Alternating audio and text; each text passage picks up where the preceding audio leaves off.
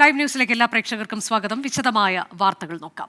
Pookode veterinary കോളേജിലെ സിദ്ധാർത്ഥന്റെ മരണത്തിൽ വീഴ്ച സംഭവിച്ചിട്ടില്ലെന്ന ഡീനിന്റെയും അസിസ്റ്റന്റ് വാർഡന്റെയും വിശദീകരണം തള്ളി വീസി. ഇരുവർക്കുമെതിരെ ഇന്ന് തന്നെ നടപടിക്ക് സാധ്യതയുണ്ട്. വിവരമറിഞ്ഞതിന് പിന്നാലെ വിഷയത്തിൽ ഇടപെട്ടെന്നും ഹോസ്റ്റൽ വിദ്യാർത്ഥികളുമായി സംസാരിച്ചെന്നുമായിരുന്നു വിശദീകരണം. സജോ ദേവസ്യ വിശദാംശങ്ങളുമായി. സജോ, നേരത്തെ ഡീൻ മാധ്യമങ്ങളോട് ചില കാര്യങ്ങൾ പറഞ്ഞിരുന്നു, എത്തരത്തിലേക്ക് ഇടപെടൽ നടത്തിയിട്ടുണ്ട്. ഒരു വാചകം കൂടി അദ്ദേഹം കൂട്ടിച്ചേർന്ന് ഓർമ്മിക്കുന്നു, ഡീനിന് പണിയെന്നാൽ അത് സെക്യൂരിറ്റി പണിയല്ല എന്ന്. ഏതായാലും എന്ത് തരത്തിൽ വിശദീകരണം നൽകിയിട്ടുണ്ട് വി സിക്ക് എന്നാണ് നമുക്കറിയാൻ കഴിഞ്ഞത്. അത് തൃപ്തികരമല്ല എന്നും റിപ്പോർട്ടുണ്ടല്ലോ. അപ്പോൾ നടപടി ഇന്ന് തന്നെ ഉണ്ടാകുമെന്നാണോ രണ്ടുപേർക്കുമെതിരെ?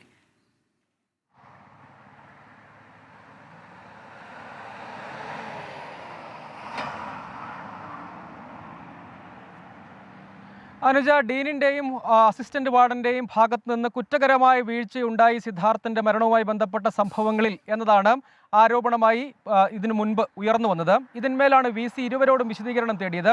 ഇരുവരും ഇന്ന് വി സിക്ക് വിശദീകരണം കൈമാറി. അതിൽ ഡീനിന്റെ വിശദീകരണം എടുക്കുകയാണെങ്കിൽ ഡീൻ പറയുന്നത് വാർഡന്റെ ചുമതല കൂടി തനിക്കുണ്ട്, പക്ഷേ എല്ലായ്പ്പോഴും ഹോസ്റ്റൽ പരിധിയിൽ പോവുകയോ അവിടെ സർവൈലൻസ് പുലർത്തുകയോ ചെയ്യുന്ന ആളല്ല താൻ, അല്ലെങ്കിൽ അവിടെ അതൊരു സാങ്കേതികമായ പദവിയാണ്. അതേസമയം ഈ സംഭവത്തിൽ എന്തെങ്കിലും ഒരു വീഴ്ച സംഭവിച്ചിട്ടില്ല. ഒരു വിദ്യാർത്ഥി പോലും ഈ അക്രമ സംഭവം സംബന്ധിച്ച് റിപ്പോർട്ട് ചെയ്തിട്ടില്ല, അതുകൊണ്ട് ആ കാര്യം അറിഞ്ഞില്ല. എന്നാൽ ഈ നിർഭാഗ്യകരമായ സംഭവം ഉണ്ടായത് അറിഞ്ഞതിന് തൊട്ടു പിന്നാലെ 10 മിനിറ്റിനകം സംഭവ സ്ഥലത്ത് എത്തുകയും സിദ്ധാർത്ഥനെ ആശുപത്രിയിലേക്ക് എത്തിക്കുകയും ചെയ്തു. അവിടെ വെച്ച് മരണം സ്ഥിരീകരിച്ചു. പിന്നീട് വേണ്ട നടപടിക്രമങ്ങളെല്ലാം കൃത്യമായി പാലിച്ചു. കുടുംബത്തെ അറിയിച്ചു, പോലീസിന് കൃത്യമായി വിവരം കൈമാറി. പോസ്റ്റ്മോർട്ടം സമയത്ത് അവിടെ തന്നെ തുടർന്നു. പോലീസിന് ആവശ്യമായ വിവരങ്ങൾ കൊടുത്തു. ഹോസ്റ്റലിൽ എത്തി വിദ്യാർത്ഥികളെ കണ്ടു. ഇങ്ങനെ എല്ലാ കാര്യങ്ങളും നിർവഹിച്ചു. റിപ്പോർട്ടുകൾ കൃത്യസമയത്ത് വി സിക്കും രജിസ്ട്രാർക്കും കൈമാറി. അങ്ങനെ ചെയ്യാൻ കഴിയുന്ന എല്ലാ കാര്യങ്ങളും അതിനുശേഷം ചെയ്തു. ഏതെങ്കിലും തരത്തിൽ കുറ്റവാളികളെ സംരക്ഷിക്കുന്ന ഇടപെടൽ നടത്തിയിട്ടില്ല. ഇതാണ് വി സിയുടെ ഒരു പ്രധാനപ്പെട്ട ഈ ഡീനിന്റെ ഒരു പ്രധാനപ്പെട്ട വാദം. ഒപ്പം ഈ ഹോസ്റ്റൽ റെസിഡന്റ് ട്യൂട്ടറാണ് അവിടെ ലോക്കലായി ഉണ്ടാവേണ്ടത്. അങ്ങനെ ഒരു റെസിഡന്റ് ട്യൂട്ടറുടെ പദവി ഒഴിഞ്ഞു കിടക്കുകയാണ്. അതാണ് ഒരു പ്രധാനപ്പെട്ട പ്രശ്നം. സെക്യൂരിറ്റി അടക്കമുള്ള കാര്യങ്ങളിൽ സർവകലാശാലയാണ്, അഡ്മിനിസ്ട്രേറ്റീവ് വിഭാഗമാണ് കാര്യത്തിൽ തീരുമാനമെടുക്കേണ്ടത്. അതുകൊണ്ട് അവിടെ സുരക്ഷയ്ക്ക് ആളുകൾ ഉണ്ടായിരുന്നില്ല. അത് തൻ്റെ ഭാഗത്തെ വീഴ്ചയല്ല, അത് സർവകലാശാലയുടെ വീഴ്ചയാണ്. അത് തനിക്ക് മാത്രം, തൻ്റെ ചുമലിൽ മാത്രം വെക്കേണ്ടതില്ല എന്നാണ് അദ്ദേഹം പറഞ്ഞത്. സെക്യൂരിറ്റി പണി തനിക്കില്ല എന്ന് നേരത്തെ അദ്ദേഹം മാധ്യമങ്ങളോട് പറഞ്ഞിരുന്നു. അതുകൊണ്ട് ഏതെങ്കിലും തരത്തിൽ ഈ വിഷയവുമായി തനിക്ക് ബന്ധമില്ല എന്നതായിരുന്നു, അല്ലെങ്കിൽ കുറ്റകരമായ എന്തെങ്കിലും ഒരു കാര്യം തൻ്റെ ഭാഗത്തുനിന്ന് ഉണ്ടായിട്ടില്ല എന്നാണ് ഡീൻ പറഞ്ഞത്. അസിസ്റ്റന്റ് വാർഡൻ വിശദീകരണമായി നൽകിയത് താൻ സംഭവ സ്ഥലത്ത് ഉണ്ടായിരുന്നില്ല, ഈ വിവരം അറിഞ്ഞ പാടെ തന്നെ എന്തൊക്കെ ചെയ്യാൻ കഴിയുമോ അത് ചെയ്തു എന്നാണ് അദ്ദേഹവും വിശദീകരിച്ചത്. പക്ഷേ ഈ വിശദീകരണത്തിൽ വി സി തൃപ്തി രേഖപ്പെടുത്തിയില്ല. ഇരുവർക്കുമെതിരായ നടപടി ഉടൻ ഉണ്ടാകും എന്നാണ് നമ്മൾ മനസ്സിലാക്കുന്നത്. അതായത് ഇത്രയും വലിയൊരു ക്യാമ്പസാണ്, ആ ക്യാമ്പസിൽ ഡീനിനും അസിസ്റ്റന്റ് വാർഡനും ഒക്കെ കൃത്യമായ ഉത്തരവാദിത്വമുണ്ട്. അങ്ങനെ അവിടെ ഇത്രയും വലിയൊരു അക്രമ സംഭവം ഉണ്ടായിട്ട് എന്തുകൊണ്ട് അറിഞ്ഞില്ല? ഈ സംഭവം നടന്നതിന് ശേഷമുള്ള നടപടിക്രമങ്ങൾ സംബന്ധിച്ചും ഇരുവരും പറഞ്ഞ ന്യായീകരണങ്ങൾ തൃപ്തികരമല്ല. ഒപ്പം തുടർ സംഭവങ്ങളിൽ ആക്ഷേപങ്ങൾ ഉണ്ടായത്, അങ്ങനെ ഒരു ആക്ഷേപം ഉയർന്നു വന്ന പശ്ചാത്തലത്തിൽ ആ ഉത്തരവാദിത്തത്തിൽ നിന്ന് ഇരുവർക്കും കൈ കഴുകാനാകില്ല. ഇത്തരം ഹോസ്റ്റലുകളിൽ അടക്കമുള്ള സ്ഥലങ്ങളിൽ സമാന്തര ഭരണങ്ങൾ ഉണ്ടെങ്കിൽ അത് കൃത്യമായി മനസ്സിലാക്കുകയും ആവശ്യമായ ഇടപെടലുകൾ നടത്തുകയും ചെയ്യേണ്ടതുണ്ട്. ഒപ്പം ഡീൻ പറഞ്ഞത് ഒരു വിദ്യാർത്ഥി പോലും തന്നോട് പരാതി പറഞ്ഞില്ല, അതുകൊണ്ട് ഇത് അറിഞ്ഞതേ ഇല്ല എന്നാണ്. അങ്ങനെ അറിയാതിരിക്കുന്നതല്ല ഡീനിൻ്റെ ചുമതല. ഒപ്പം ക്യാമ്പസുമായി ബന്ധപ്പെട്ട അക്കാദമിക ചുമതലകളൊക്കെ ഡീനിനുണ്ട്. അതോടൊപ്പം തന്നെ നൽകിയിട്ടുള്ള സാങ്കേതിക ചുമതലകൾ ആ സ്ഥലത്ത് പോകാതിരിക്കുക എന്നതല്ല, കാര്യങ്ങൾ അന്വേഷിക്കുക എന്നതാണ്. ഇത്രയും വലിയ ഗുരുതരമായ കുറ്റകൃത്യം നടക്കുമ്പോൾ അതറിയാതെ പോകുന്നു, അറിഞ്ഞിട്ടേ ഇല്ല, ഈ സിദ്ധാർത്ഥൻ്റെ മരണം സംഭവിക്കുന്നത് വരെ അറിയാതെ പോകുന്നു എന്നതടക്കമുള്ള കാര്യങ്ങളിൽ കുറ്റകരമായ വീഴ്ച ഉണ്ടായിട്ടുണ്ടെന്ന് വിലയിരുത്തലാണ്. അതുകൊണ്ട് അച്ചടക്ക നടപടി എന്ന നിലയ്ക്ക് സസ്പെൻഷൻ ഉത്തരവ് പുറത്തിറങ്ങും എന്നതാണ് നമ്മൾ മനസ്സിലാക്കുന്നത്. പക്ഷേ അതിൻ്റെ സാങ്കേതികമായ നടപടിക്രമങ്ങൾ പൂർത്തീകരിക്കേണ്ടതുണ്ട്. ഇതുമായി ബന്ധപ്പെട്ട റിപ്പോർട്ട് ചാൻസലർക്ക് കൂടി വി സി കൈമാറുന്നുണ്ട് എന്നാണ് നമ്മൾ മനസ്സിലാക്കുന്നത്.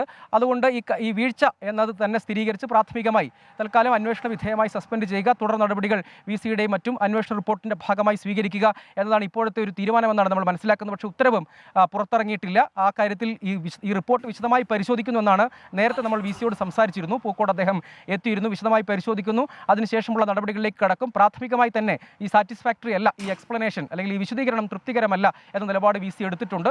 തുടർ നടപടികൾ, അതിൻ്റെ സാങ്കേതിക നടപടിക്രമങ്ങൾ പൂർത്തീകരിച്ച് സ്വീകരിക്കും എന്നുകൂടിയാണ് വി സി അറിയിക്കുന്നത്. ഏതായാലും കുടുംബവും പ്രതിപക്ഷ വിദ്യാർത്ഥി സംഘടനകളും ഒക്കെ ആവശ്യപ്പെട്ടിരുന്നത് ഇരുവർക്കുമെതിരായ നടപടിയാണ്. അതിലേക്ക് തന്നെ കാര്യങ്ങൾ പോകും എന്നാണ് ഈ ഘട്ടത്തിൽ നമ്മൾ മനസ്സിലാക്കുന്നത്. അതിനുള്ള കാര്യങ്ങളാണ് ഇപ്പോൾ നടക്കുന്നത് എന്ന വിവരമാണ് സജോ ദേവസ്യ നൽകിയത്. ഡീനിന്റെയും ഒപ്പം അസിസ്റ്റന്റ് വാർഡന്റെയും വിശദീകരണം തൃപ്തികരമല്ല എന്നതാണ് വി സി സ്വീകരിച്ചിട്ടുള്ള നിലപാട്. നടപടി ഇന്ന് തന്നെ ഉണ്ടാകും ഇരുവർക്കുമെതിരെ എന്നുള്ള സൂചനയാണ് പുറത്തുവരുന്നത്. സിദ്ധാർത്ഥന്റെ മരണവുമായി ബന്ധപ്പെട്ട കേസിൽ പോലീസ് നടപടിയിൽ വീഴ്ചയാരോപിച്ച് KSU നടത്തിയ മാർച്ചിൽ സംഘർഷം. സെക്രട്ടേറിയറ്റിലേക്ക് നടത്തിയ മാർച്ചിൽ പോലീസും പ്രവർത്തകരും തമ്മിൽ വാക്കേറ്റമുണ്ടായി. പ്രവർത്തകർക്ക് നേരെ പോലീസ് നിരവധി തവണ ജലപീരങ്കി പ്രയോഗിച്ചു. ഒരു പ്രവർത്തകനും പരുക്കേറ്റു.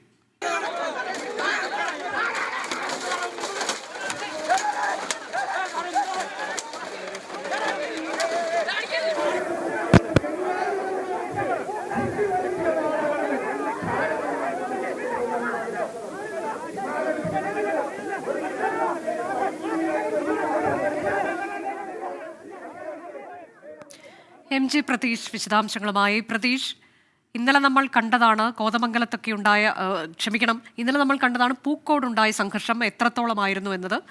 അതിനുശേഷം അവർ സംസ്ഥാന വ്യാപക പ്രതിഷേധത്തിലേക്ക് കടക്കുന്നു എന്ന് പറഞ്ഞിരുന്നു. KSUവിന്റെ വിദ്യാഭ്യാസ ബന്ദ് ഇന്ന് പുരോഗമിക്കുകയാണ്. ഇന്ന് തലസ്ഥാനം യുദ്ധക്കളമായി മാറുന്ന കാഴ്ചയാണ് അല്പസമയം മുൻപ് നമ്മൾ കണ്ടത്. എങ്ങനെയാണ് ഇത്ര വലിയ സംഘർഷം ഉണ്ടായത്? അനുജ, സിദ്ധാർത്ഥിന്റെ മരണം CBI അന്വേഷിക്കണം. ഒപ്പം അനുജ സൂചിപ്പിച്ചതുപോലെ തന്നെ കഴിഞ്ഞ ദിവസം വയനാടുണ്ടായ പോലീസ് നടപടി, ഇതിൽ പ്രതിഷേധിച്ചാണ് KSU ഇന്ന് സെക്രട്ടേറിയറ്റിലേക്ക് മാർച്ച് നടത്തിയത്.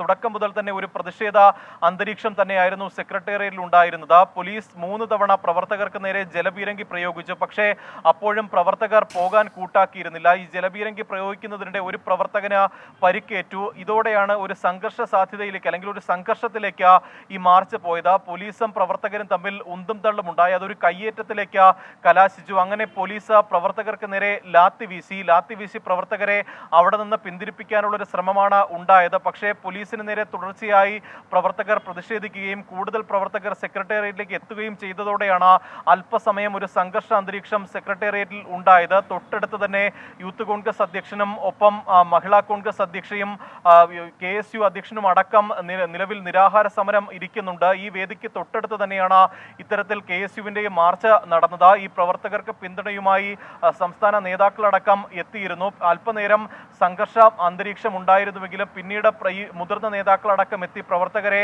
അവിടെ നിന്ന് പിന്തിരിപ്പിക്കുന്ന ഒരു സാഹചര്യമാണ് ഉണ്ടായത്. എന്തായാലും രണ്ട് പ്രവർത്തകർക്കാണ് ഈ KSU മാർച്ചിൽ പരിക്കേറ്റിരിക്കുന്നത്. പോലീസ് ലാത്തിചാർജ് നടത്തിയെങ്കിലും ശക്തമായൊരു നടപടിയിലേക്ക് പോലീസ് കടന്നില്ല. പോലീസ് പരമാവധി സംയമനം പാലിക്കുകയും ചെയ്തിട്ടുണ്ട്. അതേസമയം കൂടുതൽ പ്രക്ഷോഭം കടുപ്പിക്കാനാണ് നിലവിൽ യുവജന സംഘടനകളുടെയും ഒപ്പം കോൺഗ്രസിന്റെയും തീരുമാനം.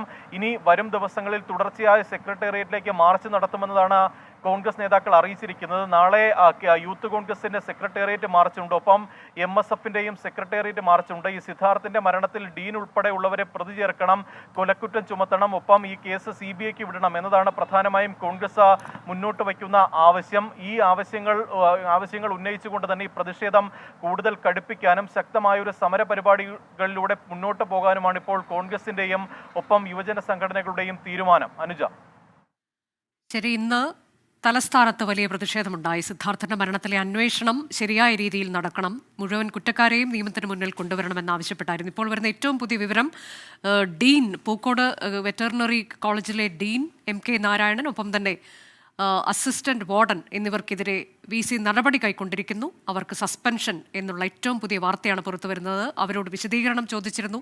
എന്ത് നടപടി സ്വീകരിച്ചിട്ടുണ്ട് മരണം അറിഞ്ഞതിന് ശേഷം ആ വിഷയത്തിൽ എന്നത്.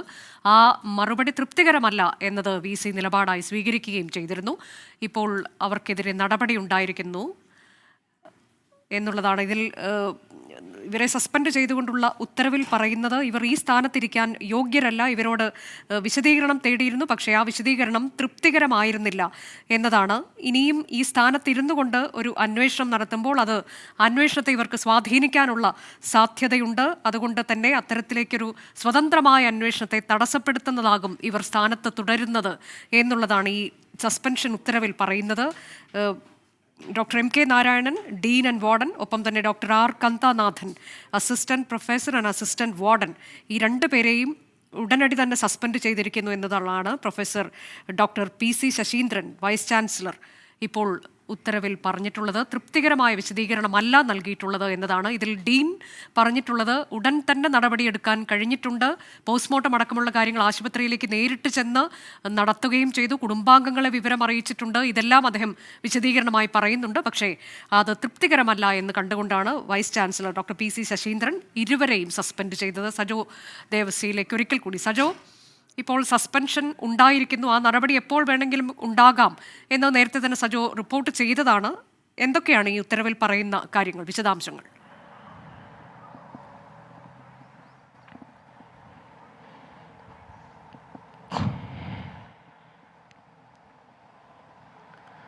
അനുജ, അല്പസമയം മുൻപാണ് സസ്പെൻഷൻ ഉത്തരവ് കേരള വെറ്റിനറി സർവകലാശാലയുടെ VC ഡോക്ടർ PC ശശീന്ദ്രൻ പുറത്തിറക്കിയിരിക്കുന്നത്.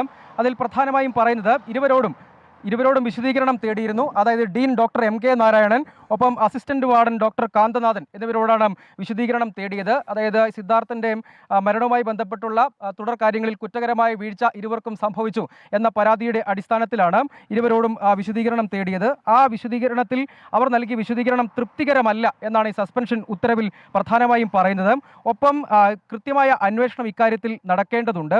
ആ അന്വേഷണം വളരെ കൃത്യമായി മുൻവിധികളില്ലാതെ നടക്കേണ്ടതുണ്ട്. അങ്ങനെ ഒരു ഏതെങ്കിലും തരത്തിൽ വളരെ ഫ്രീ ആയ ഫെയർ ആയ ഫാക്ട് ഫൈൻഡിങ്ങിന് സാധ്യമായ, അതായത് മുൻവിധികളില്ലാതെ കൃത്യമായ അന്വേഷണം നടക്കേണ്ടതിന് ഇവരുടെ സസ്പെൻഷൻ അനിവാര്യമായി വന്നിരിക്കുകയാണ് എന്നുകൂടി ഉത്തരവിൽ പറയുന്നുണ്ട്. അവരുടെ സസ്പെൻഷൻ സർവീസിൽ നിന്ന് യൂണിവേഴ്സിറ്റി സസ്പെൻഡ് ചെയ്യേണ്ട ഒരു സാഹചര്യം, അനിവാര്യമായ സാഹചര്യം വന്നു ചേർന്നിരിക്കുന്നു. അതായത് അവരുടെ വിശദീകരണം പരിശോധിച്ചു, സാഹചര്യം കൃത്യമായി പരിശോധിച്ചു. അതിൻ്റെ അടിസ്ഥാനത്തിൽ ഇവരുടെ സസ്പെൻഷൻ എന്നത് അനിവാര്യമായിരിക്കുന്നു. അത്തരമൊരു സാഹചര്യം രൂപപ്പെട്ടിരിക്കുന്നു. അതിൻ്റെ അടിസ്ഥാനത്തിലാണ് ഈ നടപടിയിലേക്ക് പോകുന്നത് എന്നുകൂടിയാണ് ഈ ഉത്തരവിൽ പറയുന്നത്. മറ്റ് വിശദാംശങ്ങൾ സസ്പെൻഷൻ ഉത്തരവിൻ്റെ ഭാഗമായി സാധാരണഗതിയിൽ ഉൾപ്പെടുത്താറില്ല. അതായത് ഇവർ പറഞ്ഞ, അതായത് ഡീനും അസിസ്റ്റന്റ് വാർഡനും, അതായത് ഡീൻ എന്നത് ഹോസ്റ്റലിൻ്റെ വാർഡൻ കൂടിയാണ്, അസിസ്റ്റന്റ് വാർഡൻ രണ്ടുപേരാണ്. ഇരുവരോടുമാണ് വിശദീകരണം തേടിയത്. കാരണം ഈ ക്യാമ്പസിൽ ഇത്രയും വലിയൊരു അതിക്രമ സംഭവം നടന്നിട്ട് ഇരുവരും അറിഞ്ഞില്ല. അതൊരു ദൗർഭാഗ്യകരമായ മരണത്തിലേക്ക് എത്തിയതിനു ശേഷം മാത്രമാണ് ഇവർ ഈ വിവരം അറിയുന്നത്. അതിനുശേഷം തന്നെയും മറ്റ് നടപടിക്രമങ്ങൾ മുന്നോട്ട് കൊണ്ടുപോകും. തുടരുക, ഞാൻ സജോയിലേക്ക് എത്താം. ഇപ്പോൾ ശ്രീ ഷിബു, സിദ്ധാർത്ഥന്റെ അമ്മാവൻ ടെലിഫോൺ ലൈനിലുണ്ട്. ശ്രീ ഷിബു, ഇപ്പോൾ നടപടി ഉണ്ടായിരിക്കുകയാണ്. അതായത് ഡീനിനും അസിസ്റ്റന്റ് വാർഡനും സസ്പെൻഷൻ, അത് വൈസ് ചാൻസലറുടേതാണ് നടപടി. നമുക്കറിയാവുന്നതുപോലെ ഇന്നലെ വിശദീകരണം തേടിയിരുന്നു എന്താണ് ഇവർ കൈക്കൊണ്ട നടപടി എന്നതിൽ. ആ വിശദീകരണം തൃപ്തികരമല്ല എന്ന് കണ്ടുകൊണ്ട് ഇപ്പോൾ ഇരുവരെയും സസ്പെൻഡ് ചെയ്തിരിക്കുകയാണ്. താങ്കളുടെ ആദ്യ പ്രതികരണം എങ്ങനെയാണ്? അതിൽ ഇപ്പോൾ വാർത്ത അറിഞ്ഞത് വളരെ സന്തോഷമുണ്ട്. എന്നാൽ ഈ സസ്പെൻഷൻ വളരെ വൈകിയിരിക്കുകയാണ്. അതോടൊപ്പം അദ്ദേഹത്തിന് നമ്മൾ ആദ്യം മുതലേ ഞങ്ങൾ പറഞ്ഞ കാര്യമാണ്, ഡീനിന് ഈ അസിസ്റ്റന്റ് വാർഡൻ, അതായത് കാന്തനാഥൻ അയാൾക്കും ഇതിൽ പൂർണ്ണമായ പങ്കുണ്ടെന്ന് പറഞ്ഞുകൊണ്ടിരിക്കുകയായിരുന്നു. പക്ഷെ ഇതുവരെ നടപടിയെടുത്തില്ല. ഇപ്പോഴെങ്കിലും ആ നടപടി ഉണ്ടായിട്ടുണ്ട്. പുതിയതായി ചാർജ് എടുത്ത VC വീട്ടിൽ വന്നപ്പോഴും പറഞ്ഞു അന്വേഷണം നടത്തി തെറ്റുകാരനാണെങ്കിൽ അദ്ദേഹത്തിന് പുറത്താക്കുമെന്ന് ഉറപ്പ് നൽകിയിരുന്നു. അതും പ്രകാരം അത് ചെയ്തതിൽ വളരെ സന്തോഷമുണ്ട്. പക്ഷെ അതിൽ തീർന്നില്ല. ഇദ്ദേഹത്തിന് പ്രതി ചേർത്ത് അദ്ദേഹത്തിനെ ചോദ്യം ചെയ്താൽ മാത്രമേ ഈ കൊലപാതകം വെളിയിൽ വരുള്ളൂ. ഇത് ഒരു കാരണവശാലും സിദ്ധാർത്ഥൻ ഇവര് പറയുന്നത് പോലെ ആത്മഹത്യ അല്ല, ഇതൊരു കൊലപാതകമാണ്. അത് കൃത്യമായി തെളിയിക്കണമെങ്കിൽ ഇത് കൊലപാതകം തന്നെയാണെന്ന് വീട്ടുകാർ ഉറച്ചു വിശ്വസിക്കുന്നു. അത് കൂടുതൽ അറിയാൻ ഡീനിനെ ചോദ്യം ചെയ്ത്, ഡീനാണ് ആദ്യമായി ഇത് കാണുന്നത്. അപ്പോൾ ആ കുട്ടികൾ ഈ ചെയ്തവർ തന്നെയാണ് ബാത്റൂമിൽ കയറി നിന്ന് കതവടച്ച് ചവിട്ടി തുറന്നത്. അല്ലാതെ സിദ്ധാർത്ഥനെ കഴുത്തിൽ കുരുക്കിട്ട് കെട്ടി തൂക്കിയതാണ് അവര്. അത് തെളിയണമെങ്കിൽ ഡീനിനെ ചോദ്യം ചെയ്യണം. സസ്പെൻഷൻ കൊണ്ട് ഒതുങ്ങില്ല, അദ്ദേഹത്തിന്റെ പ്രതിപട്ടികയിൽ ചേർത്ത് ചോദ്യം ചെയ്യണമെന്നാണ് കുടുംബത്തിന്റെ ആവശ്യം. ശ്രീ ഷിബു, ഇതിൽ ഡീൻ പറയുന്നത് തന്റെ ഭാഗത്ത് ഒരു തരത്തിലും വീഴ്ചയുണ്ടായിട്ടില്ല. ഒന്ന്, താൻ അവിടെ താമസിച്ച് ഹോസ്റ്റലിലെ കാര്യങ്ങൾ നോക്കേണ്ടയാളല്ല എന്ന് പറയുന്നു. പക്ഷേ ഈ വിവരം അറിഞ്ഞ ഏതാനും നിമിഷങ്ങൾക്കകം തന്നെ ആശുപത്രിയിലേക്ക് എത്താൻ കഴിഞ്ഞിട്ടുണ്ട്. പോസ്റ്റ്മോർട്ടം നടപടിക്രമങ്ങൾ തന്റെ കൂടി മേൽനോട്ടത്തിലാണ് നടത്തിയത്. വീട്ടിലുള്ളവരെ, അതായത് കുടുംബാംഗങ്ങളെ അറിയിക്കാൻ ചുമതലപ്പെടുത്തി, അത് മറ്റൊരു പൂർവ്വ വിദ്യാർത്ഥിയാണ് ചുമതലപ്പെടുത്തിയത്. ഇത്തരം കാര്യങ്ങളൊക്കെ ഉടനടി തന്നെ തന്റെ ഭാഗത്തുനിന്നുണ്ടായിട്ടുണ്ട്. ഒരു തരത്തിലുള്ള വീഴ്ചയും ഉണ്ടായിട്ടില്ല എന്നുള്ള വാദം, ഇപ്പോൾ ആ വാദമാണ് നമുക്കറിയാവുന്നതുപോലെ VC തള്ളിയിട്ടുള്ളത്. താങ്കൾ എങ്ങനെയാണ് ആ വാദത്തെ നോക്കിക്കാണുന്നത്? സാറേ, അത് വളരെ തെറ്റല്ലേ സാറേ? ഡീനിന്റെ ഉത്തരവാദിത്തമാണ് ഹോസ്റ്റലിലെ കാര്യങ്ങൾ അറിയുക എന്നത്. ഡീനിനാണ് അതിന്റെ ചാർജ്. ഡീനിന്റെ അഭാവത്തിൽ അതിന്റെ കാര്യങ്ങൾ നോക്കേണ്ടത് അസിസ്റ്റന്റ് വാർഡനാണ്. രണ്ടുപേരും ഹോസ്റ്റലിൽ പോകാറില്ല എന്ന് പറഞ്ഞാൽ അപ്പോൾ അസിസ്റ്റന്റ് വാർഡന് അവിടെ പോകുന്നില്ല, കാര്യങ്ങൾ നോക്കുന്നില്ല എങ്കിൽ അദ്ദേഹത്തിന് നടപടിയെടുക്കേണ്ടത് ഡീനിന്റെ ഉത്തരവാദിത്വമാണ്. അവിടെ നടക്കുന്ന എല്ലാ കാര്യങ്ങളും അറിയേണ്ട ഉത്തരവാദിത്വം ഡീനിനുണ്ട്. ഡീനും കഴിഞ്ഞ ദിവസം ഒരു ചാനലിൽ പറഞ്ഞു എനിക്ക് സെക്യൂരിറ്റി പണി അല്ല എന്ന്. അദ്ദേഹത്തിന് അതുപോലും ചെയ്യാൻ കഴിയില്ലെന്നാണ് എനിക്ക് തോന്നുന്നത്. അദ്ദേഹത്തിനുള്ള പണി അദ്ദേഹത്തിന് പോലും അറിയില്ല. അപ്പോൾ അദ്ദേഹം ഈ പറയുന്ന കാര്യങ്ങളൊന്നും ന്യായമില്ല.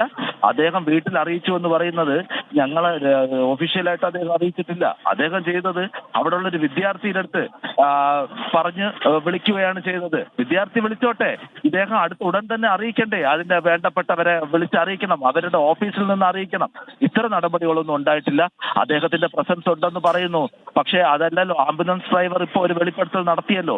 അതൊക്കെ കൂട്ടി വായിക്കുമ്പോൾ ഇദ്ദേഹത്തിന്റെ അറിവോടുകൂടി ഇദ്ദേഹമാണല്ലോ അഴിച്ചു മാറ്റിയത്. ഇവർ പറയുന്നു നേരത്തെ മരിച്ചുവെങ്കിൽ അദ്ദേഹത്തിന് അറിയാമല്ലോ അത് പോലീസിന്റെ സാന്നിധ്യത്തിലേ ചെയ്യാവുള്ളൂ എന്ന്. ജീവൻ രക്ഷിക്കാനാണെങ്കിൽ അദ്ദേഹത്തിന് നോക്കുമ്പോൾ അറിയാമല്ലോ, പൾസ് ഡോക്ടറല്ലേ. അപ്പൊ അതെന്തോ വരട്ടെ, അദ്ദേഹം കൃത്യമായ കാര്യങ്ങൾ ചെയ്തിട്ടില്ല. അദ്ദേഹത്തിന്റെ കാരണം കൊണ്ടാണ് അവിടത്തെ ഉള്ള ഹോസ്റ്റലിലുള്ള തെളിവുകളെല്ലാം നശിച്ചത്. അദ്ദേഹം മനഃപൂർവ്വം ആ തെളിവുകൾ നശിപ്പിക്കുവാൻ വേണ്ടി അവർക്ക് കൂട്ടുനിന്നു. ഈ കൃത്യം ചെയ്ത വിദ്യാർത്ഥികൾക്ക് കൂട്ടുനിന്നു.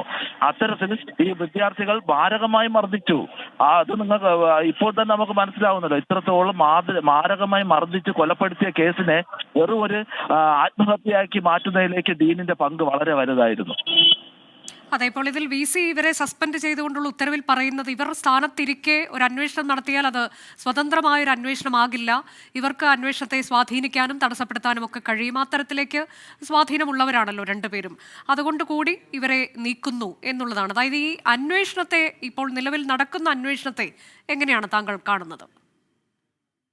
ഈ നിലവിൽ നടന്നുകൊണ്ടിരിക്കുന്ന അന്വേഷണം നമ്മൾ നേരത്തെ പറഞ്ഞിരുന്നു. ഇപ്പോൾ അതിൽ ചുമത്തിയിരിക്കുന്ന വകുപ്പുകൾ ദുർബലമാണ്. അതിനകത്ത് കൊലക്കുറ്റം ഇതുവരെയും വന്നിട്ടില്ല. ഞങ്ങൾ വളരെ പ്രാവശ്യം ആവശ്യപ്പെട്ടതിന്റെ അടിസ്ഥാനത്തിലാണ് ഗൂഢാലോചനയെങ്കിലും വന്നിട്ടുള്ളത്. ആ ഗൂഢാലോചനയുടെ കാര്യങ്ങൾ അവരെ വിളിച്ചു വരുത്തി പരിശോധിച്ചപ്പോൾ അപ്പോൾ തെളിവെടുപ്പിനോടനുബന്ധിച്ച് ആ കൊലക്കുറ്റവും ഇതിനകത്ത് ചേർന്ന് വരുമെന്നാണ് വിശ്വസിക്കുന്നത്. അത്തരത്തിലാവുന്നുവെങ്കിൽ മാത്രമേ നമുക്ക് അന്വേഷണം കൃത്യമായി പോകുന്നു എന്ന് പറയാൻ കഴിയുള്ളൂ. ഇല്ലെങ്കിൽ ഈ കൊലപാതകം ഇവർ അട്ടിമറിക്കപ്പെടും. അതോടൊപ്പം ഡീനിന്റെ കാര്യം പറഞ്ഞു, അത് സത്യമാണ്. ഡീനിനെ ആ തൽസ്ഥാനത്ത് നിന്ന് മാറ്റി നിർത്തി അന്വേഷിച്ചാൽ മാത്രമേ ഇത് നമുക്ക് തെളിയിക്കാൻ കഴിയുള്ളൂ. ഇല്ലെങ്കിൽ അദ്ദേഹത്തിന് ഇത്രയും സ്വാധീനം, അദ്ദേഹത്തിനുള്ള പോലത്തെ സ്വാധീനം വേറെ ഒന്നുമില്ല. എത്രയോ ദിവസം കൊണ്ട് പറയുന്നു ഡീനിനെ മാറ്റണം. ഇതുവരെ അദ്ദേഹത്തിന് പിടിച്ചു നിൽക്കാൻ കഴിയുമെങ്കിൽ അദ്ദേഹത്തിന്റെ സ്വാധീനം നമുക്ക് എടുത്തു പറയേണ്ടതാണ്. അങ്ങനെയുള്ള ഡീനിനെ മാറ്റി നിർത്തി അന്വേഷിച്ചാൽ മാത്രമേ ഇതിനകത്ത് എന്തെങ്കിലും സത്യം വെളിയിൽ വരുള്ളൂ. ഏകദേശം തെളിവുകൾ അവർ നശിപ്പിച്ചിട്ടുണ്ട്. ഇനി നമുക്ക് അവശേഷിക്കുന്ന തെളിവുകളിൽ നിന്ന് മാത്രമേ ഇത് നമുക്ക് കൊണ്ടുപോകാൻ കഴിയുള്ളൂ. ഇത് തെളിയിക്കുവാൻ അല്പം ബുദ്ധിമുട്ടുണ്ടാക്കുന്ന രീതിയിൽ ഡീൻ അവരെ ഹെൽപ്പ് ചെയ്തിട്ടുണ്ട്. വളരെ നന്ദി ശ്രീ ഷിബു. സിദ്ധാർത്ഥന്റെ അമ്മാവനാണ് പ്രതികരിച്ചത്. ഈ നടപടിയെ സ്വാഗതം ചെയ്യുന്നുണ്ട്, പക്ഷേ ഇതിൽ ഈ അന്വേഷണം അവസാനിക്കരുത്, അന്വേഷണം കുറച്ചുകൂടി ഉള്ളിലേക്ക് പോകേണ്ടതുണ്ട് എന്നുള്ളതാണ് അദ്ദേഹം എപ്പോഴും ആവശ്യപ്പെടുന്നത് പോലെ തന്നെ ഈ തവണയും 24-നോട് പറഞ്ഞിട്ടുള്ളത്. അതായത് ഈ അന്വേഷണത്തിന്റെ ഭാഗമാക്കണം ഡീനിനെയും അസിസ്റ്റന്റ് വാർഡനെയും, ഇവരെയും പ്രതി ചേർത്തുകൊണ്ട് ചോദ്യം ചെയ്യണം എന്നുള്ള ആവശ്യമാണ് ഇപ്പോൾ കുടുംബം മുന്നോട്ട് വച്ചിട്ടുള്ളത്. സജോ ദേവസ്യ തുടരുന്നുണ്ട്. സജോ, നമ്മൾ അത്തരത്തിലേക്കൊക്കെ ഇതിൽ നടപടി പോകുമെന്ന് പ്രതീക്ഷിക്കാമോ? കുടുംബം തുടക്കം മുതൽ തന്നെ ഡീനിനെതിരെ ഉന്നയിക്കുന്നത് ഗുരുതരമായ ആരോപണമാണ്. ഇപ്പോൾ ഒരിക്കൽ കൂടി ആവർത്തിക്കുകയാണ് സിദ്ധാർത്ഥന്റെ അമ്മാവൻ.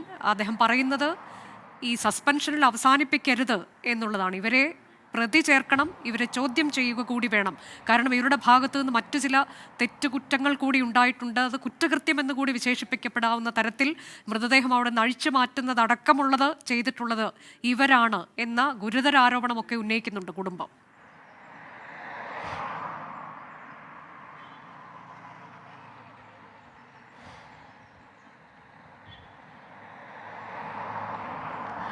അനുജ, ഇപ്പോഴുണ്ടായിരിക്കുന്നത് സർവകലാശാല തലത്തിലുള്ള ഭരണപരമായൊരു നടപടിയാണ്.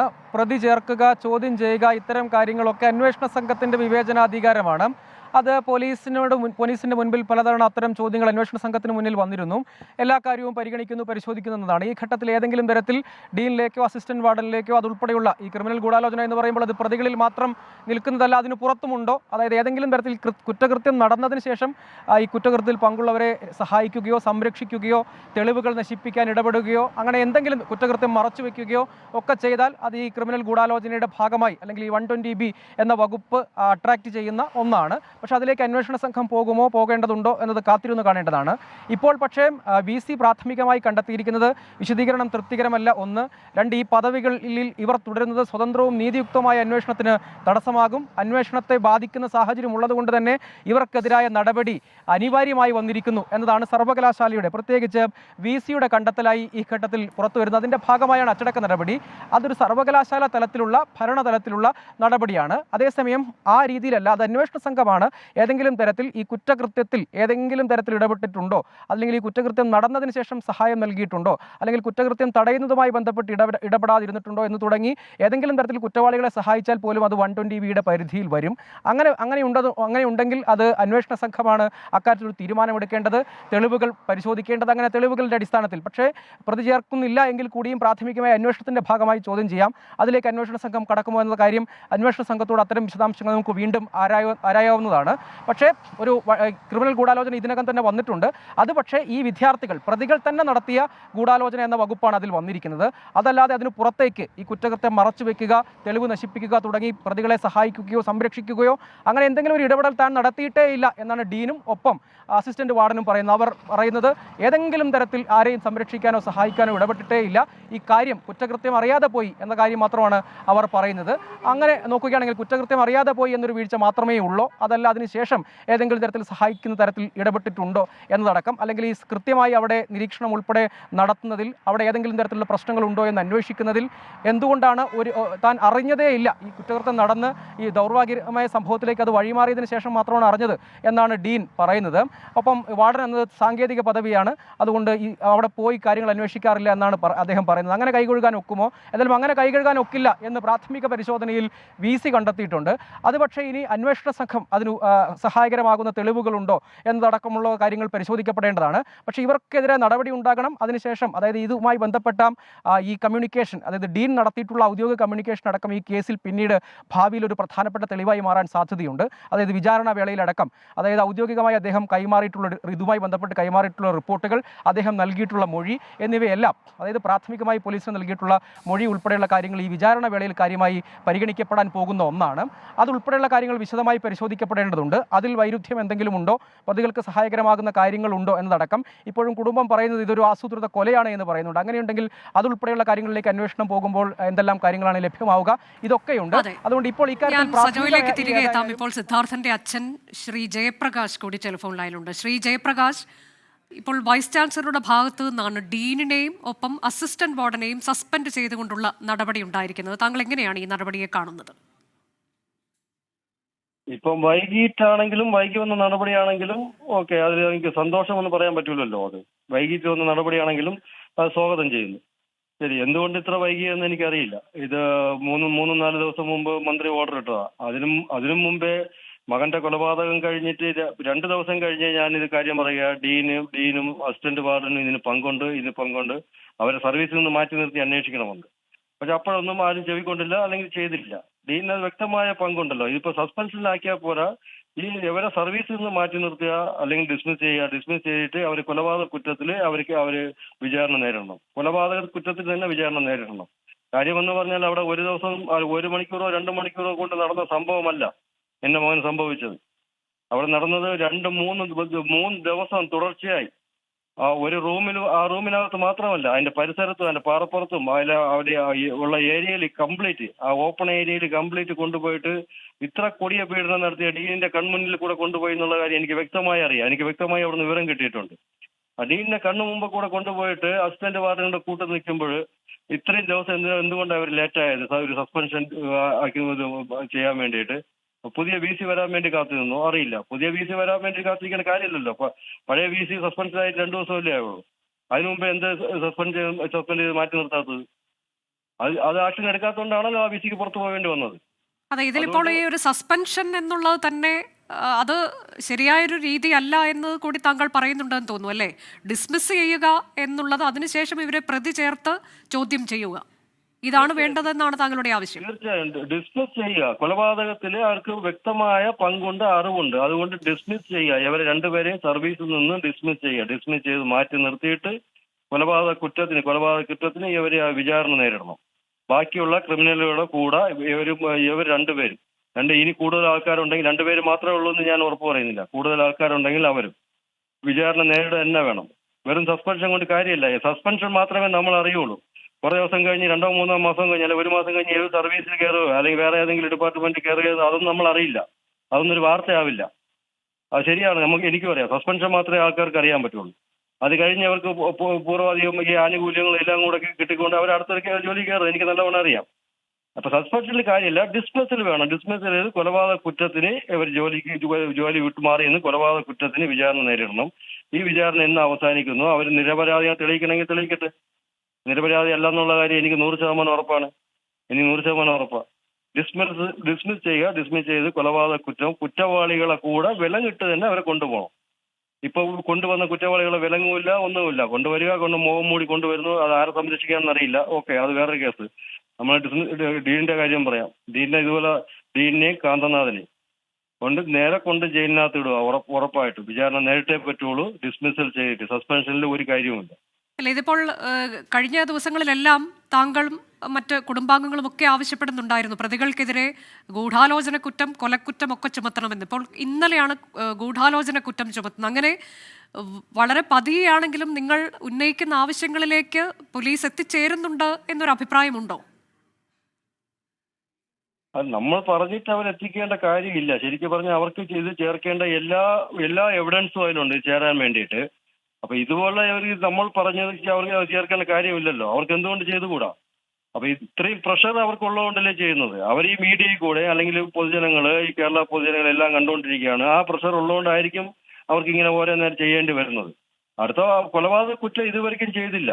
അപ്പൊ ഇതുപോലെ പ്രഷർ ഉണ്ടെങ്കിൽ അവർ കൊലപാതക കുറ്റം ചെയ്യും. എല്ലാവരും സത്യത്തിന്റെ പുറകെ നടക്കുന്നത് കൊണ്ട് ഇപ്പൊ ചാനലാണെങ്കിലോ അല്ലെങ്കിൽ പത്രമാധ്യമങ്ങളോ അല്ലെങ്കിൽ സംഘടനകളോ അവരെല്ലാവരും ഇപ്പൊ സത്യം അറിഞ്ഞേ പറ്റുള്ളൂ എന്നുള്ള രീതിയിലാണ് നിൽക്കുന്നത്. എനിക്കതിൽ സന്തോഷമുണ്ട്.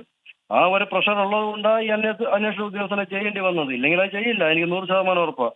ഇനി ആ കൊലപാതക കുറ്റം ചേർക്കണം. 302 ഉറപ്പായിട്ട് ചേർക്കണം. ഉറപ്പായിട്ട് ചേർത്ത് കഴിഞ്ഞാൽ മാത്രമേ ശരിക്കും ഈ പ്രതികൾക്ക് അർഹമായ ശിക്ഷയെന്ന് പറയാൻ പറ്റില്ല. ആ വിചാരണ നേരിടാൻ പറ്റുന്ന ഒരു സാഹചര്യം ഉണ്ടാവുള്ളൂ. ഇല്ലാന്നുണ്ടെങ്കിൽ അവരിപ്പോൾ ഒരു 1-2 ആഴ്ച കഴിഞ്ഞിട്ട് ജാമ്യം എടുക്കും, സുഖമായിട്ട് പുറത്തങ്ങ് പോകും. പുറത്ത് പോകുമ്പോഴേ അവരുടെ കേസാര് നോക്കും. അവരുടെ കേസാര് പാർട്ടി നോക്കും. അവർ വീട്ടുകാർ നോക്കിയിട്ട് കാര്യമില്ല. പാർട്ടി കേസല്ല, അവരെ പാർട്ടി നോക്കും. ഞാൻ കേസ് നോക്കണം. എന്റെ കുടുംബം വിറ്റോ അല്ലെങ്കിൽ എന്റെ കാശ് എടുത്ത് ഞാൻ കേസ് നടത്തണം. എനിക്കൊരു കുഴപ്പമില്ല. പക്ഷെ ആ കേസ് തോറ്റുപോകും. എനിക്ക് 100% ഉറപ്പാണ്. ഞാൻ എത്ര കേസ് പറഞ്ഞാലും ഈ രീതിയിൽ കേസ് കൊണ്ടുപോകണമെങ്കിൽ അവസാനം വരുമ്പോൾ ആ കേസ് ഞാൻ തോറ്റുപോകും.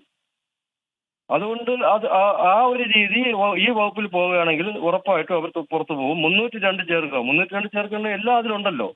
ഉദ്ദേശത്തോടു കൂടി വിളിച്ചു വരുത്തിയല്ലോ. കൊല ചെയ്യാൻ വേണ്ടി ഉദ്ദേശത്തോടെ വിളിച്ചു വരുത്തിയല്ലോ. അവിടെ എല്ലാ ആയുധവും സംഘടിപ്പിച്ച് വെച്ചല്ലോ. അവരാക്രമിച്ചല്ലോ. അതിന് തെളിവുണ്ടല്ലോ. അവസാനം വലിയ മുറുക്കി കഴുത്ത് മുറുക്കി കൊന്നതിന് അതിനും തെളിവുണ്ടല്ലോ. അതിന് തെളിവ് എന്താണെന്ന് ചോദിച്ചു കഴിഞ്ഞാൽ ഞാൻ പറയാം.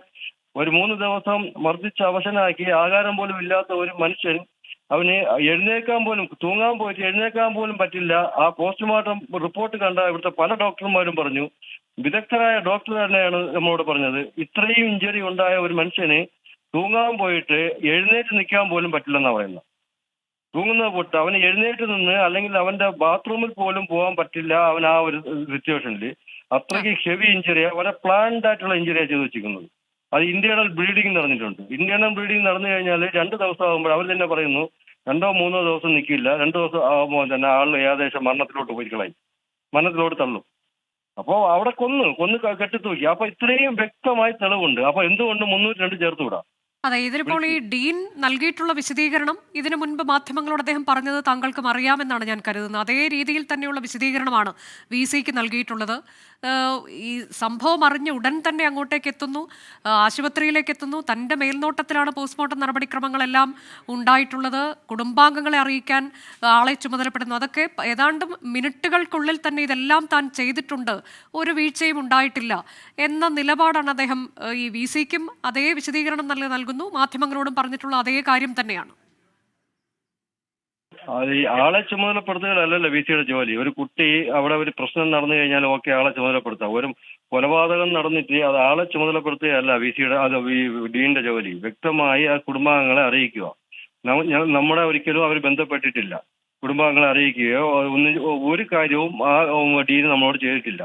പിന്നെ പോസ്റ്റ്മോർട്ടത്തിന് പുള്ളിയുടെ നേതൃത്വത്തിൽ പോസ്റ്റ്മോർട്ടം നടത്തി എന്ന് പറയുന്നു. പോസ്റ്റ്മോർട്ടം നടത്താൻ പുള്ളിയുടെ നേതൃത്വത്തിൽ പോസ്റ്റ്മോർട്ടം നടത്തേണ്ട കാര്യമില്ല. പോസ്റ്റ്മോർട്ടം നടത്തുന്നത് നോക്കി നിൽക്കുക, അവിടെ ബന്ധുക്കൾ കാണും. ഏതാണ് ഡെഡ് ബോഡി, അതിന്റെ ബന്ധുക്കളാണ്. ആ ബന്ധുക്കൾ അതിന്റെ കൂടെ നിന്നിട്ട് ഇൻക്വസ്റ്റ് ചെയ്യണം, അത് ചെക്ക് ചെയ്യുന്നത്. പുള്ളിയുടെ മേൽനോട്ടത്തിൽ ചെയ്യേണ്ട കാര്യമില്ല. പുള്ളിക്ക് അത്ര ഉത്തരവാദിത്വം എടുക്കേണ്ട കാര്യമില്ല. ഓക്കെ, നിന്നോട്ടെ.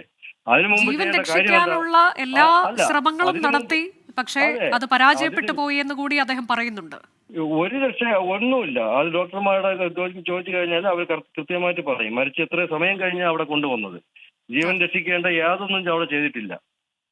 ഒരു കാര്യം തൂങ്ങി നിന്ന് ഒരു മനുഷ്യന് എഴുന്നേൽക്കാൻ പോലും പറ്റാത്ത ഒരു മനുഷ്യന് ഇങ്ങനെ കെട്ടിത്തൂക്കിയ ഇത് ചെയ്തിട്ട് ആ തൂക്കിയ ഒരു സാധനം ഏതിലാണ് തൂങ്ങിയത് ആ ഒരു അവിടെ എവിഡൻസ് ഇല്ല.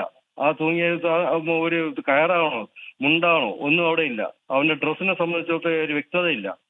അടിവസ്ത്രം മാത്രം ഉണ്ടെന്ന് പറയുന്നു. പിന്നെ ഹോസ്പിറ്റലിൽ പോകുമ്പോൾ അവൻ ഷർട്ടും പാൻറ്റും ഇട്ട് കിടക്കുന്നു എന്ന് പറയുന്നു. അപ്പൊ അതിലെന്താ അതിന്റെ ലോജിക്ക് എനിക്കൊന്നും മനസ്സിലാവുന്നില്ല. അപ്പൊ ഈ അഴിച്ചിറക്കാനായിട്ട് ഇയാളെ ജീവൻ രക്ഷിക്കാൻ വേണ്ടി അഴിച്ചിറക്കിയിട്ടില്ല. അത് 100% ഉറപ്പാണ്. അവിടെ കണ്ടവരും അവരുടെ കുട്ടികളും അവിടുന്ന് കിട്ടിയ വിവരം അനുസരിച്ച് അവർ പറയുന്നത് ഒന്നുമില്ല. അവർ മരിച്ച ബോഡിയാ. മരിച്ച ബോഡി അഴിച്ചിറക്കാനായിട്ട് ഡീൻ ആരാച്ചാരല്ലോ. അതെ, ഇപ്പോൾ ശ്രീ ജയപ്രകാശ്, നിങ്ങളൊക്കെ ആവശ്യപ്പെടുന്നത് പോലെ ആ തരത്തിലേക്ക് കൂടി പോലീസ് അന്വേഷണം പോകുമെന്ന് കരുതുന്നുണ്ടോ? അതായത് ഡീനിലേക്കും അസിസ്റ്റന്റ് വാർഡനിലേക്കും ഒക്കെ അന്വേഷണം ചെന്നെത്തുമെന്ന് നിങ്ങൾ കരുതുന്നുണ്ടോ? ഞാൻ ആഗ്രഹിക്കുന്നു അങ്ങനെ എത്തണമെന്ന്. കാര്യം ഞാൻ പകൽ പോലെ സത്യമാണ്. ഞാൻ ആഗ്രഹിക്കുന്നു അത് പകൽ പോലെ സത്യമാണ് ഡീനിലേക്ക് എത്തണമെന്ന്. ഡീനിന് കുറ്റക്കാരനല്ലെങ്കിൽ ഡീനിനെ സസ്പെൻഡ് ചെയ്യേണ്ട കാര്യമില്ല. ഇത്രയും കുറ്റം ഡീൻ ചെയ്തത് കൊണ്ടാണ് സസ്പെൻഡ് ചെയ്തത്. ചുമ്മാ നിൽക്കുന്ന ഒരാളിനെ ചുമ്മാ വെറുതെ നല്ല ജോലി ചെയ്തുകൊണ്ടിരിക്കുന്ന ആളിനെ സസ്പെൻഡ് ചെയ്യേണ്ട കാര്യമില്ലല്ലോ.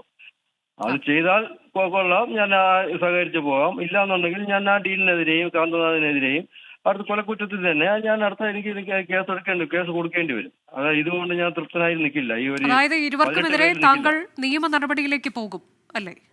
ഉറപ്പായിട്ട് പോകും. ഡീനിനെതിരെയും പോവും, കാന്തനാഥിനെതിരെയും പോവും, ആ പെൺകുട്ടിക്കെതിരെയും പോവും. പെൺകുട്ടി ഗൂഢാലോചനയിൽ ഈ പെൺകുട്ടി വ്യക്തമായ പങ്കുണ്ട്. 302 ചേർക്കുമ്പോൾ ആ 302 ഈ പെൺകുട്ടിയുടെ പേര് വരണം. എനിക്കറിയില്ല കുട്ടിയുടെ പേര്. അത് കണ്ടുപിടിക്കേണ്ടത് അവരുടെ പോലീസാണ്. ഏതാണ് പെൺകുട്ടി, ആ പെൺകുട്ടിയുടെ പേര് വരണം. പിന്നെ മരിച്ചു കഴിഞ്ഞിട്ട് കൊന്നു കഴിഞ്ഞിട്ട് ആ കംപ്ലൈന്റ് പേപ്പറിൽ ഒപ്പിട്ട ഏതൊക്കെ ഉദ്യോഗസ്ഥരാണ്, മരിച്ചു കഴിഞ്ഞിട്ടാണ് ആ കംപ്ലൈന്റ് പേപ്പറിൽ അവിടുത്തെ ഉദ്യോഗസ്ഥർ ഒപ്പിട്ടത്. ആ ഉദ്യോഗസ്ഥരും കൂടെ ഈ കൊലക്കുറ്റത്തിൽ വരണം. വന്നില്ല. എന്തുകൊണ്ടാണെന്ന് പറഞ്ഞാൽ മരണം കഴിഞ്ഞിട്ട് ഈ ഒരു കംപ്ലൈന്റ് കൊടുക്കണമെങ്കിൽ അതിൽ എന്തുമാത്രം ദുരൂഹത ഉണ്ടെന്ന് നമുക്ക് ആലോചിക്കാനേ ഉള്ളൂ. അത് പ്രത്യേകിച്ച് വലിയ ബുദ്ധിയൊന്നും വേണ്ട അത് ആലോചിക്കാനായി. ശരി. വളരെ നന്ദി ശ്രീ ജയപ്രകാശ് പ്രതികരിച്ചതിന്. അല്പസമയം മുൻപാണ് വൈസ് ചാൻസലറുടെ ഉത്തരവ് വന്നത്. ഡീനിനെയും അസിസ്റ്റന്റ് വാർഡനെയും സസ്പെൻഡ് ചെയ്തുകൊണ്ടുള്ള ഉത്തരവ്. എന്നാൽ സസ്പെൻഷനിൽ ഒതുങ്ങരുത് കാര്യങ്ങൾ. ഇരുവരെയും ഡിസ്മിസ് ചെയ്തുകൊണ്ട് പ്രതി ചേർത്ത് ചോദ്യം ചെയ്യണം.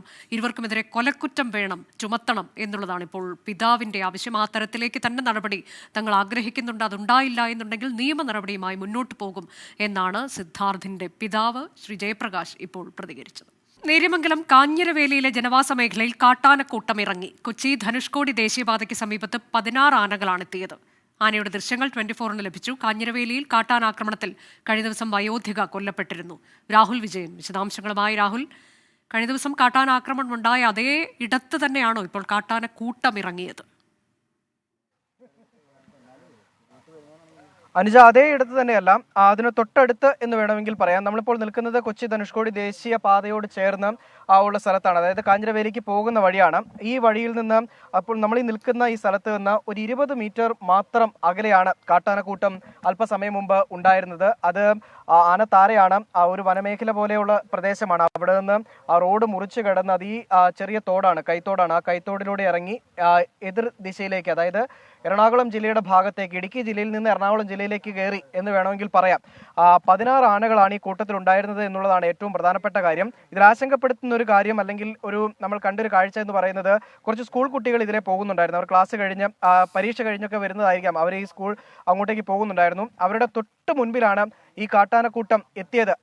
അത് ആ വഴി മുറിച്ചു കടന്നത് വലിയൊരു അപകടം ഒഴിവായി. അല്ലെങ്കിൽ ഈ ഒരു സാഹചര്യമാണ് നിലവിൽ എപ്പോഴും ഇവിടെ ഉള്ളത് എന്ന് പറയേണ്ടിയിരിക്കും. നമ്മൾ ഈ നാട്ടുകാരനായ ചേട്ടൻ നമ്മളോടൊപ്പം ചേരുന്നുണ്ട്. ഈ ചേട്ടൻ ഇവിടെ കണ്ടതാണ്, ഈ കാട്ടാനകളെ കണ്ടതാണ്. ചേട്ടാ, സ്ഥിരം ഇതാണ് അവസ്ഥ? എങ്ങനെയാണ്? സ്ഥിരം ഒന്നല്ല, ഈ 1.5-2 വർഷമായിട്ട് ഇത് തന്നെയാണ് അവസ്ഥ. ഇപ്പം ഇന്നലെ ഒരു ചേച്ചി ഇവിടെ മരിച്ചു. അത് കറക്റ്റ് ശരിക്കും പറഞ്ഞാൽ 8 മണിക്കും 9 മണിക്കും ഇടയ്ക്കായിരുന്നു. അതേസമയം നമ്മുടെ കാഞ്ഞിരവേലിയിൽ നിന്ന് ഫസ്റ്റ് സ്കൂൾ ബസ് എടുക്കണേ 7:30-നും 7:45-നും ഇടയ്ക്കാണ്. ഈ 8-നും 8:30-ക്കും ഇടയ്ക്കാണ് ഈ മരം നടക്കണേ. ആ സമയത്ത് ആന ഇതേ മോഡൽ ക്രോസ് ചെയ്ത് പോകുമ്പം, ഇതെപ്പോഴും ഇതുപോലെ ഇങ്ങനെ ആനയുള്ളതാണോ? എല്ലാ ദിവസവും വൈകിട്ട് നമ്മുടെ ഈ ആന മൊത്തം നമ്മുടെ ഈ ലോക്കലുണ്ട്. ഇന്നിപ്പോൾ തന്നെ പറഞ്ഞാൽ നമ്മൾ 1-2 ആനയെന്ന് വിചാരിക്കും. പക്ഷെ നമ്മൾ ഉദ്ദേശിക്കുന്ന ആനയല്ല അത്. ഒരാന 2 ആനയെന്നും പറഞ്ഞ് നമ്മൾ ചെല്ലുമ്പം നമ്മൾ ഉദ്ദേശിക്കാത്ത ആനകൾ പലതുണ്ട്. ഇപ്പം തന്നെ നിങ്ങൾ കണ്ടല്ലോ, ഇവിടുന്ന് 100 മീറ്റർ ഉള്ളൂ. ആ പിള്ളേർക്ക് എക്സ്പീരിയൻസ് ഉള്ള കാരണം അവർക്ക് ആ മണം കിട്ടി. അതേസമയം ഇവിടെ ടൂറിസ്റ്റ് 5 or 6 ടൂറിസ്റ്റ് വില്ലേജുള്ള സ്ഥലത്ത്, ഇഷ്ടം പോലെ റിസോർട്ടുള്ള സ്ഥലത്ത് ഒരു പുറത്തുനിന്ന് ഒരാൾ വന്ന് ഇതൊന്നും അറിയാൻ പാടില്ലാത്ത ഒരു മനുഷ്യൻ പോയി കഴിഞ്ഞാൽ ആ മനുഷ്യൻ്റെ വണ്ടി ഓൾറെഡി ആന ചവിട്ടിച്ച് കൊല്ലും. ഒരു മനുഷ്യൻ ഇന്നലത്തെ ഒരു മനുഷ്യൻ്റെ വിലയ്ക്ക് കേരള സർക്കാർ ഇട്ട് അങ്ങനെ 10 ലക്ഷം രൂപ ഈ പിള്ളേർക്കുടെ വിലയ്ക്ക് അങ്ങനെ ഇടാൻ പറ്റുമോ? അതാണ് അവസ്ഥ. ഇപ്പോൾ ഈ കുട്ടികളൊക്കെ 3-4 കുട്ടികളുണ്ടായിരുന്നു. ആ കുട്ടികൾ നടന്നു പോകുന്നു. ഒരു വലിയ തലനാരിഴയ്ക്കാണ് അവർ രക്ഷപ്പെട്ടത്, അല്ലെങ്കിൽ അവർ ഈ ആനകളുടെ മുമ്പിൽ പെടാതെ മാറിപ്പോയത് എന്നുള്ളത് ഒരാശങ്കപ്പെടുത്തുന്ന ഒരു കാര്യമാണ്. അല്ലെങ്കിൽ ആ ഒരു കാഴ്ച നമ്മളെ തന്നെ ഞെട്ടിക്കുന്നതായിരുന്നു. നമ്മൾ ഈ തൊട്ടടുത്ത് തന്നെ ഉണ്ടായിരുന്നു, നമ്മുടെ വാഹനത്തിൽ ഇരിക്കുകയാണ്. അപ്പോഴാണ് ഒരു അനക്കം കേൾക്കുകയും പോലീസുകാർ ഉൾപ്പെടെ ഈ പ്രദേശത്തുണ്ടായിരുന്നു. അവർ വന്ന് നോക്കുമ്പോൾ കാട്ടാനക്കൂട്ടം 16 ആനകൾ ഒരുമിച്ച് ഈ കൈത്തോട് കടന്ന് മറുവശത്തേക്ക് കയറിപ്പോകുന്ന ഒരു കാഴ്ച ഉണ്ടായത്. ഇവിടുത്തെ ഒരു സാധാരണക്കാരുടെ ജീവിതം എങ്ങനെയാണ്, ദൈനംദിന ജീവിതം എങ്ങനെയാണെന്ന് ഉള്ളതിൻ്റെ ഒരു നേർസാക്ഷ്യം കൂടിയാണ് ഈ കാട്ടാനക്കൂട്ടങ്ങളുടെ ദൃശ്യങ്ങൾ എന്ന് പറയേണ്ടിയിരിക്കുന്നു. കാരണം സ്ഥിരം ഇതേ അവസ്ഥ തന്നെയാണ്. ഇത്രയും കാട്ടാനകൾ ഒരുമിച്ച് ഒരേ സമയം ഈ പ്രദേശത്തെ എല്ലാ സമയങ്ങളിലും ഉണ്ടാകാറുണ്ട്. അത് വലിയ തരത്തിലുള്ള ആശങ്ക ഈ ജനവാസ മേഖലയിലെ ആളുകൾക്ക്, അതായത് കാഞ്ഞിരവേലിയിലെ ആളുകൾക്ക് ഉണ്ടാകുന്നുണ്ട്. കഴിഞ്ഞ ദിവസം ഇവിടെ ഈ ഇന്ദിര എന്ന് പറയുന്ന ആൾ കാട്ടാനാക്രമണത്തിൽ കൊല്ലപ്പെട്ടിരുന്നു. വനം വകുപ്പ് അതിന് പിന്നാലെ ഒരു വലിയ പ്രഖ്യാപനം നടത്തിയിരുന്നു. അതായത് കൃത്യമായിട്ടും ഒരു പ്രത്യേക സംഘത്തെ, കാട്ടാന ശല്യം നിയന്ത്രിക്കുന്നതിന് വേണ്ടി ഒരു സംഘത്തെ നിയോഗിക്കുമെന്ന് പറഞ്ഞിരുന്നു. പക്ഷേ ആ സംഘം എവിടെയാണെന്ന് ഈ നാട്ടുകാർക്കും അറിയില്ല, ഇവിടെ നിൽക്കുന്ന ആളുകൾക്കും അറിയില്ല എന്നുള്ളതാണ് പ്രധാനപ്പെട്ട കാര്യം. ഇങ്ങോട്ടേക്ക് ആരും എത്തുകയും ചെയ്തിട്ടില്ല. ആളുകൾക്ക് ബുദ്ധിമുട്ടുണ്ടാകാത്ത രീതിയിൽ ആനകളെ കാട്ടിലേക്ക് കയറ്റി വിടുകയും ചെയ്തിട്ടില്ല എന്നുള്ളതൊരു വസ്തുത തന്നെയാണ്. എന്തായാലും ഭീതിപ്പെടുത്തുന്ന ദൃശ്യങ്ങളാണ് എന്തായാലും ഇപ്പോൾ ഇവിടെ ഈ സ്ഥലത്ത് കാണാൻ കഴിഞ്ഞത്. ശരി, നേര്യമംഗലം കാഞ്ഞിരവേലിയിൽ നിന്നുള്ള ദൃശ്യങ്ങളാണ് ഇപ്പോൾ പ്രേക്ഷകർ കണ്ടത്. അവിടെ ജനവാസ മേഖലയിൽ കാട്ടാനക്കൂട്ടം ഇറങ്ങി. കൊച്ചി ധനുഷ്കോടി ദേശീയപാതയ്ക്ക് സമീപത്ത് 16 ആനകൾ എത്തുകയായിരുന്നു. അവർ ഒരു കൈത്തോട് കടന്ന് അപ്പുറത്തേക്ക് പോയിട്ടുണ്ട് എന്ന വിവരമാണ് രാഹുൽ വിജയൻ നൽകിയത്. ആനകളുടെ ദൃശ്യങ്ങളാണ് ഇപ്പോൾ പ്രേക്ഷകർ കാണുന്നത്. ഇതിന് തൊട്ടടുത്ത് തന്നെയാണ് കഴിഞ്ഞ ദിവസം കാട്ടാനാക്രമണത്തിൽ ഒരു വയോധിക മരിച്ചത്. കോതമംഗലത്ത് കാട്ടാനാക്രമണത്തിൽ കൊല്ലപ്പെട്ട ഇന്ദിരയുടെ മൃതദേഹവുമായി പ്രതിഷേധിച്ച കേസിൽ മാത്യു കുഴൽനാടൻ MLA-യെയും DCC പ്രസിഡന്റ് മുഹമ്മദ് ഷിയാസിന്റെയും ഇടക്കാല ജാമ്യം തുടരും. ഇരുവരുടെയും ജാമ്യാപേക്ഷ പരിഗണിക്കുന്നത് ഹൈക്കോടതി നാളത്തേക്ക് മാറ്റി. കൊല്ലപ്പെട്ട ഇന്ദിരയുടെ ബന്ധുക്കളും നാട്ടുകാരുമാണ് പ്രതിഷേധിച്ചതെന്നും കേസ് കെട്ടിച്ചമച്ചതാണെന്നും പ്രതിഭാഗം വാദിച്ചു. കോൺഗ്രസ് പ്രവർത്തകർ കോടതിക്ക് മുന്നിൽ തടിച്ചുകൂടിയതോടെ വൻ പോലീസ് സന്നാഹമാണ് ഒരുക്കിയത്. കോടതിയിൽ ഇന്ന് ജാമ്യാപേക്ഷ വാദം കേട്ടെങ്കിലും കോടതി ഇന്നലെ അനുവദിച്ച ഇടക്കാല ജാമ്യം കണ്ടിന്യൂ ചെയ്തുകൊണ്ട് കേസ് നാളത്തേക്ക് വീണ്ടും പോസ്റ്റ് ചെയ്യുകയാണ് ചെയ്തിട്ടുള്ളത്. സ്വാഭാവികമായിട്ടും 2 ഭാഗങ്ങളുടെയും വാദങ്ങൾ കേട്ടതിന് ശേഷം അഡീഷണലായി 2 ക്രൈം കൂടി പോലീസ് കൊണ്ടുവന്നിട്ടുണ്ടായിരുന്നു. ഇന്നലെ ഞങ്ങളുടെ 2 പേരുടെയും പേരിൽ 2 ക്രൈം ഉള്ളതായിട്ടാണ് പോലീസ് പറഞ്ഞിരുന്നത്. അതനുസരിച്ചുള്ള കാര്യങ്ങളാണ് സബ്മിറ്റ് ചെയ്തിരുന്നതും. പിന്നെ ഇപ്പോൾ അഡീഷണലായി ഒരു ക്രൈം കൂടി രജിസ്റ്റർ ചെയ്തുകൊണ്ടാണ് ഇന്ന് പോലീസ് കോടതിയിൽ വന്നത്. സ്വാഭാവികമായിട്ടും അതിനും ഉള്ള വാദങ്ങൾ 2 ഭാഗത്തുനിന്നും ഉണ്ടായി. പക്ഷേ ഇന്നലെ അനുവദിച്ച ഇടക്കാല ജാമ്യം കണ്ടിന്യൂ ചെയ്യുമെന്നും നാളത്തേക്ക് ഈ ജാമ്യാപേക്ഷയിൽ ഉത്തരവ് പറയുമെന്നാണ് കോടതി പറഞ്ഞിട്ടുള്ളത്.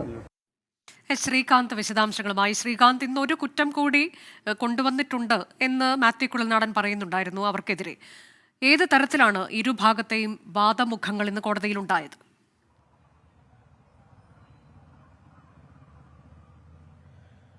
ഈ കേസ് പരിഗണനയ്ക്കെടുത്തപ്പോൾ തന്നെ ഈ പ്രോസിക്യൂഷൻ 2 ദിവസത്തെ കസ്റ്റഡി അപേക്ഷ സമർപ്പിക്കുകയുണ്ടായി. 2 ദിവസത്തേക്ക് പ്രതികളെ കസ്റ്റഡിയിൽ വേണം എന്നുള്ളതാണ് ആവശ്യപ്പെട്ടത്. കസ്റ്റഡി അപേക്ഷയുടെ പകർപ്പ് ഇപ്പോൾ ലഭിച്ചിട്ടുണ്ട്. അതിൽ പറയുന്നത് ഇങ്ങനെയാണ്: പോലീസ് ഉദ്യോഗസ്ഥരെ ആക്രമിക്കുന്ന സാഹചര്യമുണ്ടായി, മൃതദേഹം ബലമായി പിടിച്ചെടുത്തു, മൃതദേഹത്തോട് പ്രതികൾ അനാദരവ് കാട്ടി, ആശുപത്രി ഉപകരണങ്ങൾ നശിപ്പിച്ചു, ക്രമസമാധാന പ്രശ്നങ്ങൾക്ക് കാരണമായി.